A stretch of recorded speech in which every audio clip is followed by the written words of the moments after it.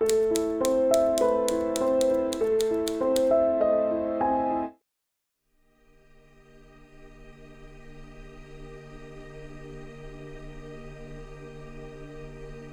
Man Who Saw the Light Over Winter Hill by Ian Gordon.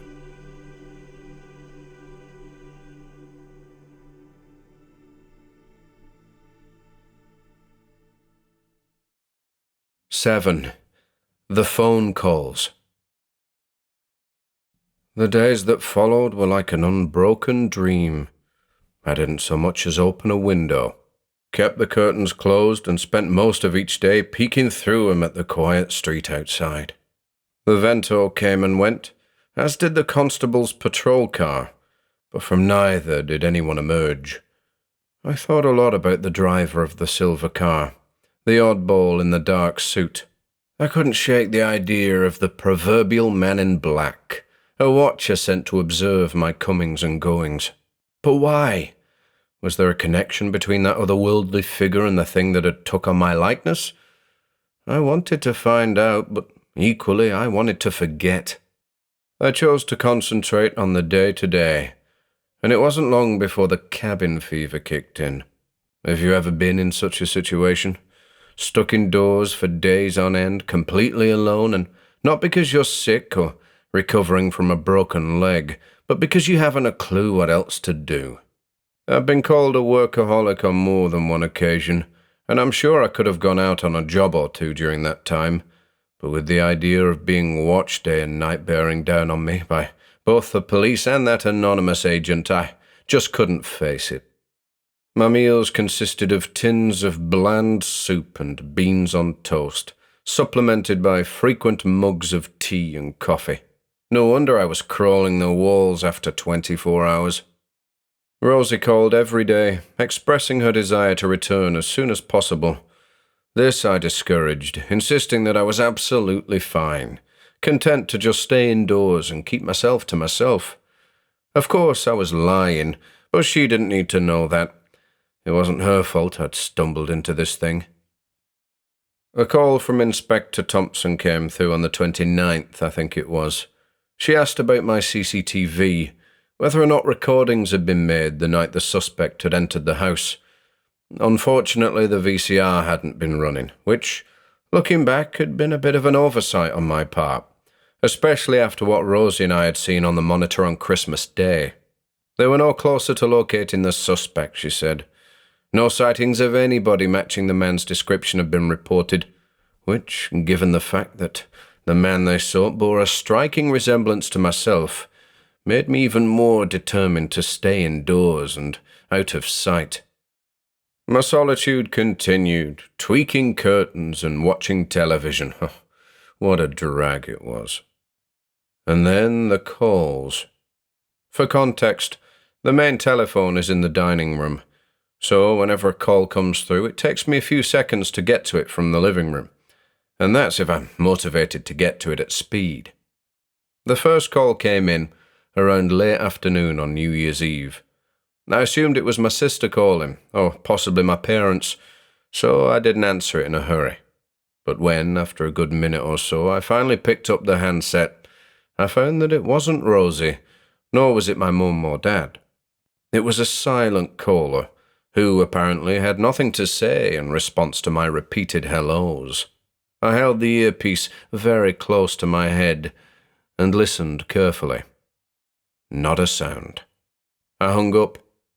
I was about to call 1471 to determine the number of the caller when the phone rang again. I answered it. "Hello? Hello?" a strange voice echoed. "Can I help you?" I said, sensing that something was amiss. "Can I help you?" the voice repeated. There was, and I know this sounds odd, a mechanical edge to the voice, a kind of gurgling quality, as though the voice was being passed through an electronic phaser or something. "Who is this?" I went on. "Who is this?" Again, the caller simply repeated my words. I hung up again, and this time dialed 1471 immediately, in order to make a note of the caller's number, if, that is, the caller hadn't withheld it. But I was in luck. The caller hadn't withheld the number, and furthermore I recognised the number. It belonged to a phone box at the north end of Chapel Lane, a mere stone's throw from my door. As to how I recognised it, well, several months earlier, myself, Justin next door, and a couple of other neighbours, Cully and Anne at number 10, had called each other from the phone box in an effort to confirm a fault on the telephone line. It's funny how these things work out. If it hadn't been for that trouble in September, I wouldn't have known the caller's location, which might well have been for the best, considering how things turned out. But there's no point dwelling on that now. It is what it is. The moment I replaced the handset, the phone rang a third time. I answered it, an idea developing in my mind. "Hello?" I said again. And this time, instead of repeating my words, the voice, for of course it was the same caller, went off on a random prattle. "Can I help you? Marvellous, marvellous. Can I help you?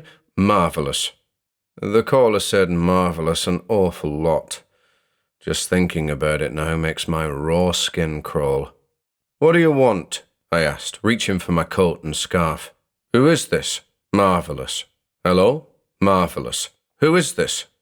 I managed to slip my boots on, then asked, "Why do you keep calling me? What do you want? Marvellous, marvellous." Dressed for the cold evening ahead, I left the handset hanging by its cord, the voice babbling away, and went for the back door. I crept through the garden and stepped into the shadowy ginnel that runs parallel with the row. I followed the ginnel to the north and emerged at the top of Chapel Lane, moving covertly in the direction of the phone box that would hopefully still contain my prank caller. Standing just out of sight, peering from the relative shelter of an old tree, I laid my eyes on the red kiosk.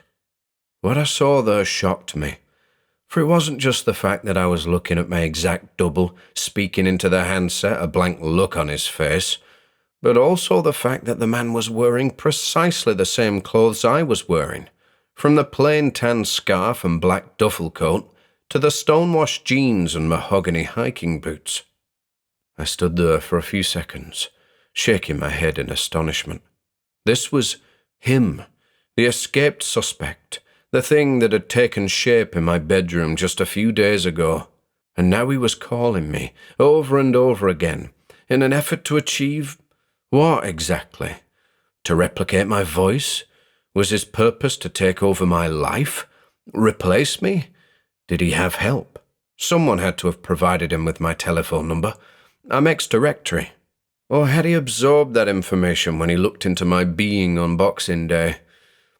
Other questions raced through my mind, but I couldn't consider them, because just then the man who was me hung up the phone and exited the kiosk, moving off to the north. Even his walk resembled mine. This was my chance, I thought, my chance to get some answers. I followed him. It was easy enough to maintain a safe distance, as a recent dusting of snow recorded his steps, and that was strange enough in itself, the way my footprints just slipped into his effortlessly. We trod on in the twilight, climbing ever higher towards Winter Hill. The clouds above were tinged with a pinkish hue, filled with the promise of further snowfall. I was a considerable distance behind now. The idea of alerting him to my presence was something I just couldn't handle. And not once did I see another soul, nor did additional footprints in the snow betray the presence of a dog walker or the meandering tread of a New Year's Eve celebrant. My double never looked back, seemed incapable of any action other than that of forward progression. He had somewhere to be, I was sure of it, and I was determined to find out where that was. My sense of self-preservation had taken a back seat for the time being. Why was that? I hadn't been a risk-taker before. I'd always been happy to play the game and just get by. But the strangeness of it all, that had to be the straw that broke the camel's back. I saw the two lads on the horizon and knew that we were heading back to where it had all started, perhaps to that curious patch of flattened moor grass Rosie and I had discovered on Boxing Day. Up the old service road we went, up onto the chilly flats of the moor proper, then veered west towards Crooked Edge Hill.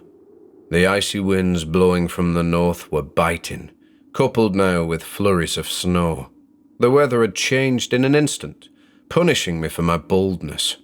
Visibility had been reduced dramatically, but I pushed on like a Munson braving the Antarctic wastes. I'd lost sight of my doppelganger in all this, and his footprints were much more difficult to spot, quickly consumed by the blizzard. It was as though the elements had an agenda of their own, to prevent me from reaching my goal. Looking back, I should have read the signs, should have turned around, but I didn't, and I paid the price for my ignorance. Here, my recollections become a little muddled. I remember cresting Crooked Edge Hill, and saw just ahead of me the two lads, a pair of snow-topped cairns. There was a figure between them, obscured by billowing clouds. I went forward, shielding my eyes from the onslaught of flakes, and was about to take cover behind the smaller of the cairns, when once again, without warning, a great flash of light filled my eyes, right above my head this time, and darkness.